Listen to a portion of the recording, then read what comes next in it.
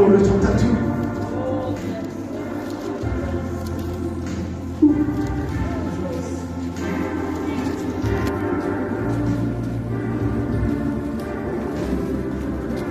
Chapter 2 siyafunda verse 25 sizophelela ku verse 29.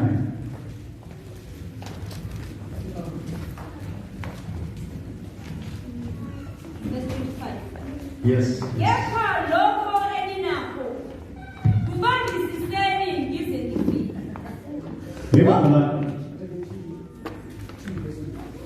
Nyamuzo verse 25. Amen. Lokho elinakho kubambisiseni. Amen.